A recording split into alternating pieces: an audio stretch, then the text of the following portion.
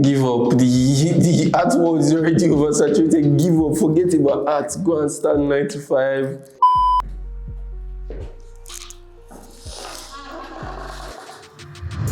Hi, I'm 12th the creator, Uncle 12th. I'm a visual artist, designer, mural artist, multidisciplinary artist. Oh yeah, I'm a funny guy too. And welcome to Art Archive.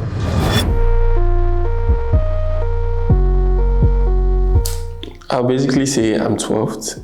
Then I'll basically tell you that I'm a designer, I'm an artist, a stylist, amongst other things. I'll also tell you like the intricacies of what I do if we ever get into that conversation.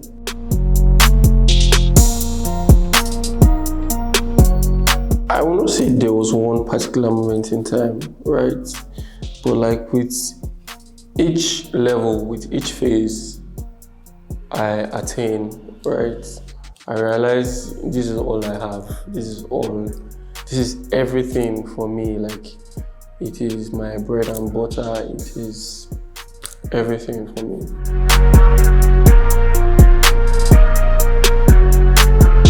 So living in Lagos, Nigeria has shaped my art in the sense that I get to interact with other artists. I get to interact with like other creatives. I get to go for like exhibitions, and the brain picks up things. So sometimes I pick up one or two things that I just add to my practice. When I see it, I say, okay, this is going to improve my work, right? But aside that, my knowledge of art is strictly rooted in where I'm from, Benin City, Edo State, Nigeria.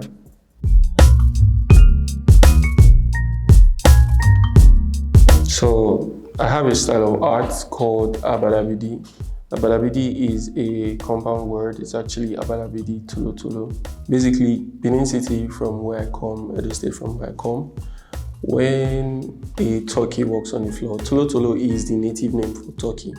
So when a turkey walks on the floor, it scratches the ground with its claws.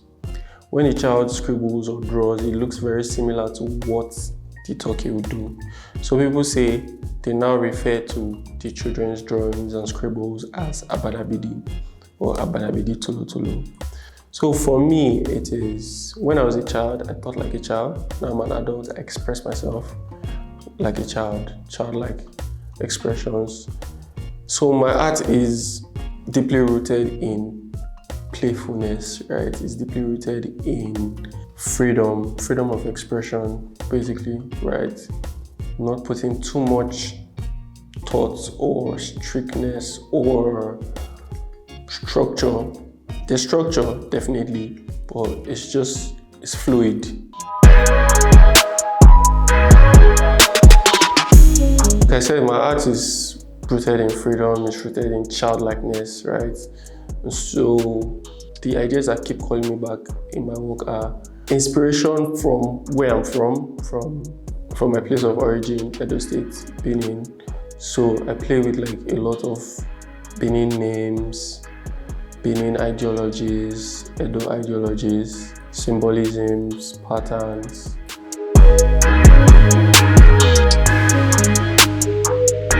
I basically listen to the Holy Spirit when I create.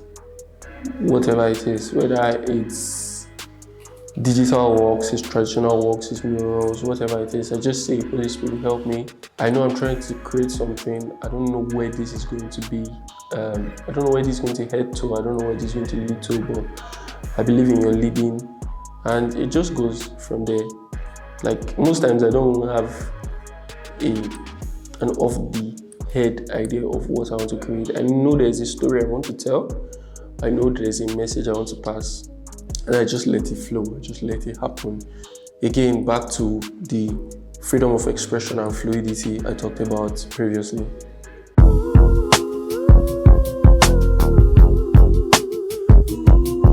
One thing I want people to take away from my art is not every art has to be serious. Not every art has to have deep meaning or story to it. Although most of my pieces, in fact, if not all of my pieces, have stories, but they are playful stories, right? I guess I'm trying to be the artist that is championing the freedom movement, basically.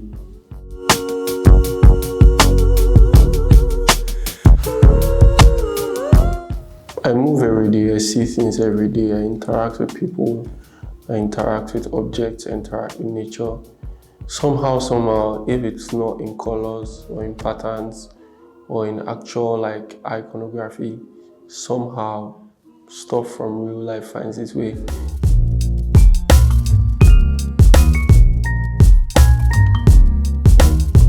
Because I play with colors a lot, I work with colors a lot. I want them to feel joy. I want them to feel a sense of warmth, a feeling of happiness, joy, basically. I just want them to be kids again. I just want them to be children again from my works.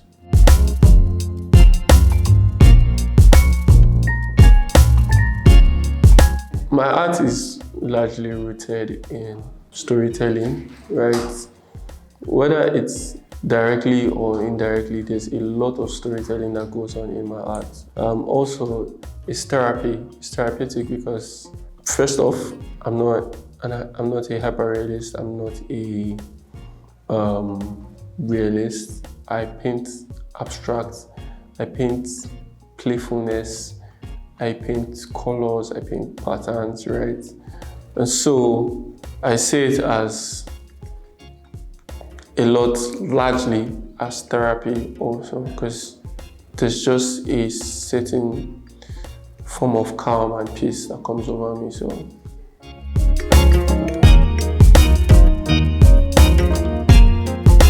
I guess I would say the hardest part of my artistic journey was finding myself, right?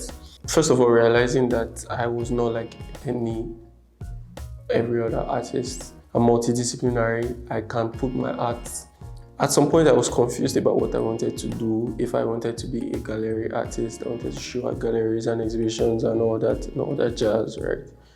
And that kind of affected like other parts of my expression, from designing to product ideating and creation, right? So I'm going to say that the most challenging part of it has been finding a balance between being the normal type of artist, canvas, art on canvas, art on whatever for exhibitions and galleries, and also being the artist I actually really want to be, which is a creator that has no limits and no boundaries.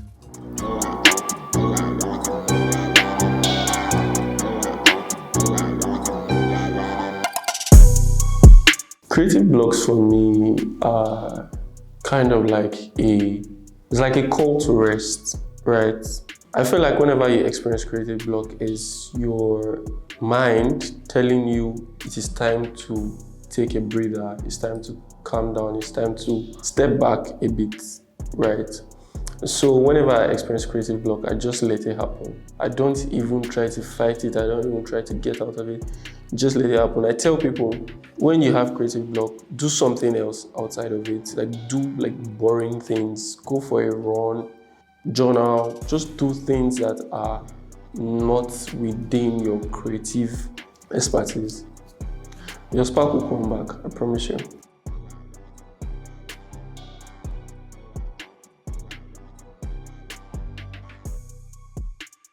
Basically, I would say over time, I've improved. I keep putting in the time, I keep putting in the work.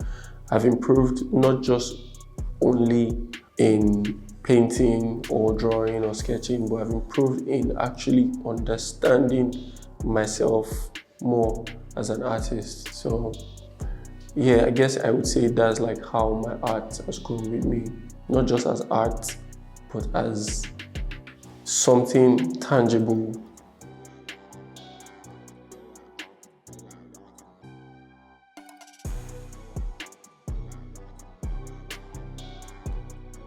So for me, I feel the art scene right now is pretty interesting. I see a lot of young and not so young people actually like putting themselves out there, putting in the work, doing like things to put their names out there, and it's actually pretty impressive too. In a world where you have to fight for your spot, where you have to like really put in the work, I see people doing things, changing the narrative, For me, I kind of like to think of myself as someone somewhat in the unconventional sense, just also changing the narrative in my own way.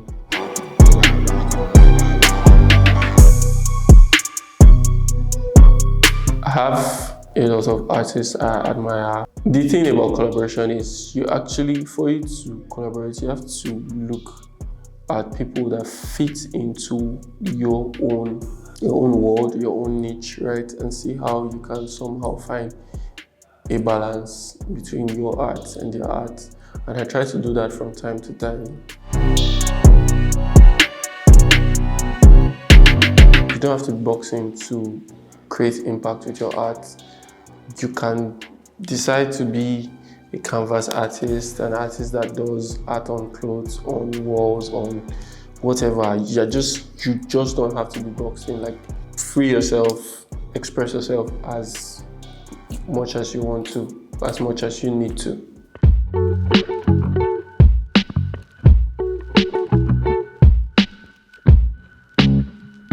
Give up, man. Give up. The art world is already oversaturated. Give up. Forget about art. Go and start 9 to 5. Just look for something else to do. I'm just joking. Yeah. One thing I'll say is it's not easy, right? You're going to get tested a lot. Art is a very jealous endeavor, right? You have to give it your all. And in giving it your all, you're going to lose some parts of yourself. But try to strike a balance. Also, I do not know about your beliefs, but I'm a Christian. I believe in God. And trust in God. Trust in the process. Believe in yourself. Everything will work out in the end. And if it doesn't work out, that means it's not the end. This is 12th the Creator. Welcome to Art Archive. I'm signing out.